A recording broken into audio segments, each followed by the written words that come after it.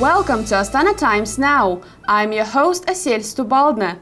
In this broadcast, we'll look at the recent Foreign Investors Council meeting in Nur-Sultan, the Forum on Education Technology, and the Eurasian International Film Festival in the Kazakh capital, among other stories. Let's get started. How can nations tap their human capital to ensure sustained economic growth in the fourth industrial revolution? That was the question discussed during the recent 32nd meeting of the Foreign Investors Council. The gathering attracted top management and executives of transnational companies and international organizations in Kazakhstan. Kazakh President Kassym-Jomart Tokayev opened the meeting and said more investment in human capital is needed to compete in a rapidly changing global economy driven by the technological changes. Participants also agreed efforts to optimize human capital should be inclusive. It's all about the diversity of training, of ideas, of professional experiences, etc. So I applaud, by the way, the program to make sure that Kazakh nationals have both a good domestic and in many cases a good international education and training. Now it's a case of bringing as many of those people and those ideas back to the businesses and informing those businesses and their business plans with the ideas that you have across different age groups, the young, the middle-aged, the old, across the international experiences they all have, but also the experiences that students and mid-career workers have in different industries. The council was established in 1998 to promote dialogue between investors and the Kazakh government on improving the country's investment climate. The council includes such companies as ArcelorMittal, Chevron, Citibank, and Polpharma International Pharmaceutical Group. Polpharma employs 1,000 people at its Shymkent chip farm, plant in South Kazakhstan, and more nationwide. It recently opened a digital center in Shymkent to help young people develop new skills. Because today it's not enough to make the normal technical education and work with the hand. You need to learn quickly because it's print, the 3D printers, robotization, automatization, all this new technique and digitalization is the future. That's why we are very proud to give to the young Kazakh people to train with us and also for our employees. The Kazakh capital recently continued its efforts to become a regional financial center by hosting the Astana Finance Days. The 4-day event gathered nearly 300 experts in business and finance to examine trends in infrastructural development, fintech, and Islamic finance. Participants discussed the development of the Astana International Financial Center. The center was launched in 2018 as part of Kazakhstan's efforts to become a gateway for foreign investments in the country and in the region. The center incorporates English common law and offers tax breaks and simplified visa and labor procedures. In March, the center was ranked 51st in the Global Financial Center Index. Development of the Astana International Exchange and Kazakhstan's large-scale privatization program were also discussed at the forum.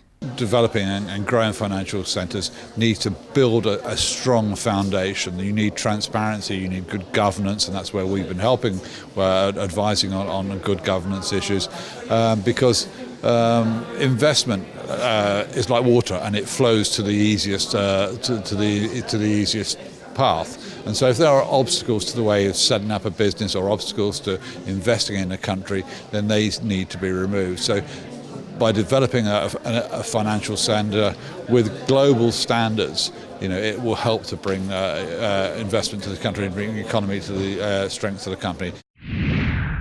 The global education technology or EdTech market is projected to grow to $250 billion by 2020, and Kazakhstan seeks to tap into that growth. So the nation's capital recently organized the first EdTech Forum. The event gathered international and local experts to discuss the development of EdTech in Kazakhstan and examine the ways the current education system can meet the needs of the future job market. Digitization and technology can present both opportunities and challenges for educators and learners.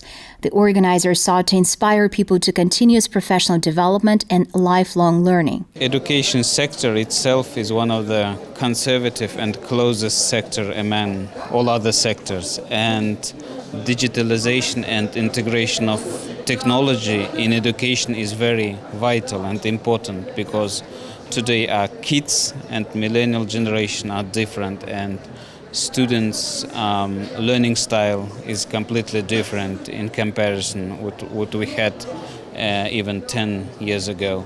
And in this context, integration of technology, promotion of technologies in education to improve involvement, to improve learning outcomes is very significant. The internet has also transformed education and technology. The past few years have seen a major rise in online education with such platforms as Coursera, Udacity, and edX gaining popularity. As in every other field, I guess, technology is changing the way education is working.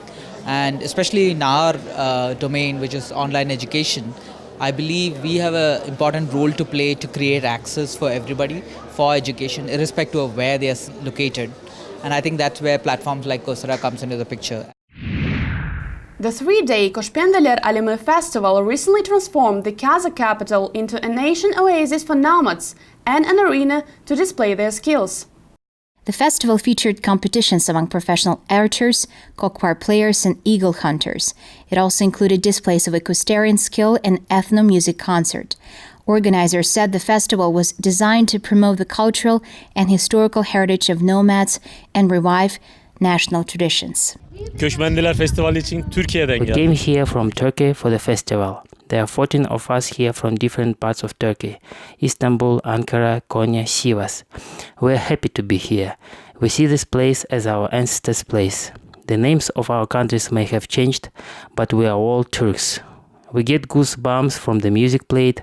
This all is so fascinating. Here we replicated the war scene from the 16th, 17th century with friends in costumes resembling the costumes of that time. Most important is participation. A broad array of international talent was recently recognized at the 15th Eurasian International Film Festival. Among the winners were French and Israeli actors. Farhad Sharipov's personal growth training won the festival's Grand Prix. 12 feature films competed in the main competition program of the festival. The Best Director award went to Bong Joon-ho's Parasite movie. Israeli actor Yoram Toledano won the Best Male award for his role in Amikam Kovner's Echo, and French actress Emilie Piponnier claimed the Best Female Actor award for her role in Alice, directed by Josephine Macaras. Organizers said interest in the festival is growing. Today's festival gathered prominent film industry figures from around the world. Many meetings, discussion, and classes were also organized as part of the festival. We hope our festival will be a debut place for many new talents. I would like to know that our film industry today is growing too. More than 100 films are being filmed annually in Kazakhstan, including by the Kazakh Film Studio and private production companies. This include feature films, documentaries, and animation, among others. Thank you for watching Astana Times Now. Stay tuned and we will see you next week with the latest in Kazakh news.